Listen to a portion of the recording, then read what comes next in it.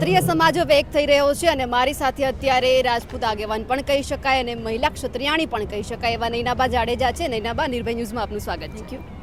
નૈનાબા, આજની રૂપરેખા શું છે અમને થોડી ઘણી સમજાવી દો. આજ અમે જે અન્ય અમારા ક્ષત્રિય ભાઈઓ છે, કાઠી છે, કારડિયા છે, જાદોન છે, બધાને આમંત્રણ આપ્યું છે કે જે અમારાથી થોડા દૂર હતા અમારી સાથે જોડાય અને રાજપૂત સમાજમાં અન્ય જેટલા સંગઠનો છે એ સંગઠનો સાથે રહીને હવે ક્ષત્રિય સમાજનું અસ્મિતા આંદોલન છે એ આગળ કઈ રીતે લઈ જવું અને આપણે જે પેન્ડિંગ પ્રશ્નો છે એને કઈ રીતે દિશા આપવી અને એનું નિરાકરણ કઈ રીતે લઈ આવવું એના માટે છે.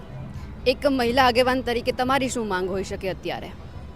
મહિલા આગેવાન તરીકે કહું તો સ્ત્રી સશક્તિકરણ માટે ઠોસ પગલાં લેવા જોઈએ, ખાસ કરીને વિધવા બહેનો કે જેમનું આગળ પાછળ કોઈ હોતું નથી. અને બીજું, એક શિક્ષણ ક્ષેત્રે ખૂબ સારું યોગદાન મળવું જોઈએ, કારણ કે સમાજમાં ઘણા એવા હિરલાઓ છે કે જે ખૂબ સારા આગળ જઈ શકે છે, IAS IPS પણ થઈ શકે છે, પણ એમને કોઈ સંજોગો સાહત એમને મદદ નથી મળતી. એના માટે એમને ભણતર ઘણી વખત છોડવું પણ પડે છે અને અટકી પણ જાય છે.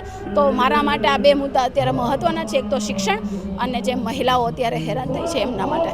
લાગે છે ક્ષત્રિય સમાજમાં ભાગલા છે? નહીં.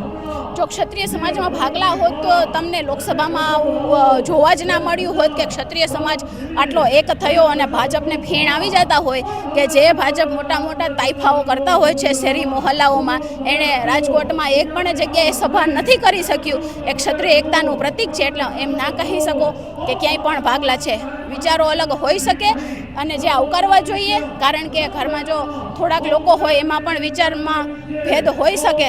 તો આવડો મોટો સમાજ છે, કોઈના વિચારો અલગ રીતે હોઈ શકે તો એને આવકારવા જોઈએ, પણ ક્ષત્રિય સમાજ ક્યાંય પણ ભાંગ્યો નથી. અત્યારે એક જ છે. આપ પણ જોઈ શકો છો ક્ષત્રિય સમાજમાંથી કેટલા બધા હાજર છે.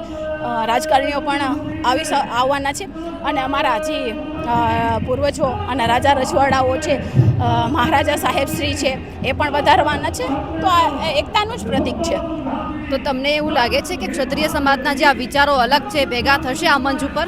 ચોક્કસપણે એટલા માટે જ બધાને ભેગા કર્યા છે કે ભાઈ અન્યાય ઘણાને થયો છે, બધા સાથે અન્યાય થયો છે.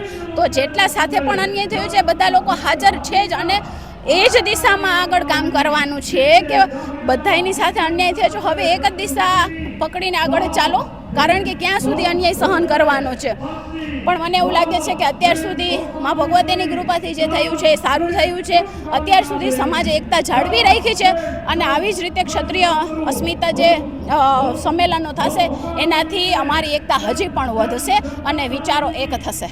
એટલે સમાજને હજુ પણ એકજૂટ થવાની જરૂર છે, કારણ કે ભાજપે, કોંગ્રેસે બધાએ હથકંડા એવા અપનાવ્યા હતા કે ક્ષત્રિય ભાગલા પડે.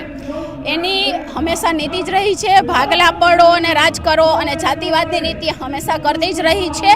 પણ અમે એવું ઈચ્છીએ છીએ કે ભાઈ હવે બધાએ બધું ભૂલી જાય, કારણ કે અત્યાર સુધીનું અમે જે જોયું છે આટલા વર્ષોમાં, કહેવાય કે ન ભૂતોના ભવિષ્યથી જે રતનપરમાં સંમેલન મળ્યું એ આજથી કેટલા વર્ષો પહેલાં પણ નથી મળ્યું, અને સંમેલન મળ્યું તો એ એકતાનું જ પ્રતીક હતું. તો મને એવું નથી લાગતું કે હવે ક્યાંય પણ આવું કાંઈ થઈ શકવાની શક્યતાઓ છે. એટલે હવે આ મંચ ઉપર બધા ભેગા થશે? પાક્કું છે? ચોક્કસપણે. રીવાબા જાડેજા આવવાના છે? એ તો તમારે એમને જઈને પૂછવું પડે, કારણ કે જે મને જે વસ્તુનો ખ્યાલ જ ના હોય એ વસ્તુનો હું જવાબ આપી જ ના શકું. બિલકુલ. એટલે કે જે રીતે અત્યારે ક્ષત્રિય મહિલાઓ પણ અત્યારે ભેગી થઈ રહી છે અને ખાસ કરીને ક્યાંક ને ક્યાંક એવું પણ કહી રહ્યા છે કે ના, આવા મારે એક થવાની જરૂર છે, એક થઈને જ અમે રહીશું. અમારા અહેવાલ વિશે આપનું શું કહેવું છે ને નૈનાબા જાડેજાએ જે વાત કરી તેમને લઈને આપનું શું કહેવું છે કમેન્ટ કરીને ચોક્કસથી જણાવજો. સાથે જ નિર્ભય ન્યૂઝને લાઇક, શેર અને સબસ્ક્રાઇબ કરવાનું ભૂલશો નહીં. નમસ્કાર.